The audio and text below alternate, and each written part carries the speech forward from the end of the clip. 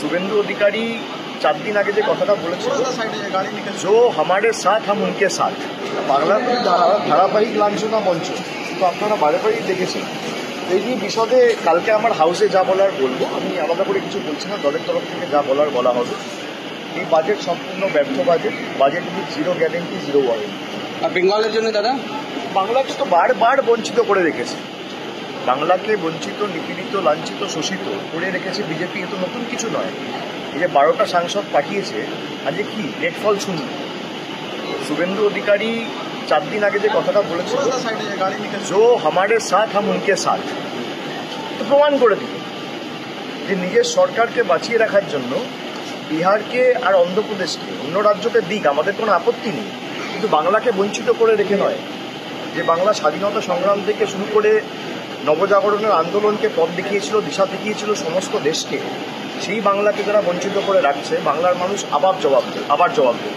বাংলার ধারাবাহিক লাঞ্ছনা মঞ্চ তো আপনারা বারে বারেই দেখেছেন। এই নিয়ে বিশদে কালকে আমার হাউসে যা বলার বলবো, আমি আলাদা করে কিছু বলছি না, দলের তরফ থেকে যা বলার বলা হবে। এই বাজেট সম্পূর্ণ ব্যর্থ budget with zero guarantee zero warranty.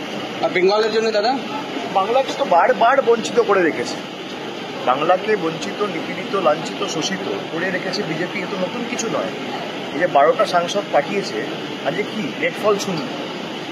Suvendu अधिकारी 4 दिन आगे जो कथाटा बोलेছিল जो हमारे साथ हम उनके साथ तो प्रमाण করে দিল যে নিজের সরকারকে বাঁচিয়ে রাখার জন্য বিহারকে আর অন্ধ্রপ্রদেশকে, অন্য রাজ্যকে দিক, আমাদের কোনো আপত্তি নেই, কিন্তু বাংলাকে বঞ্চিত করে রেখে নয়।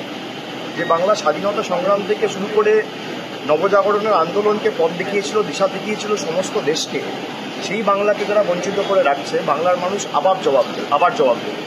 আমাদের ভিডিও ভালো লাগলে লাইক এবং শেয়ার করুন। কমেন্ট সেকশনে গিয়ে জানান আপনাদের মতামত। আরও ভিডিও পেতে আমাদের চ্যানেল সাবস্ক্রাইব করুন এবং প্রতি মুহূর্তে খবরের আপডেট পেতে প্রেস করুন বেল আইকন।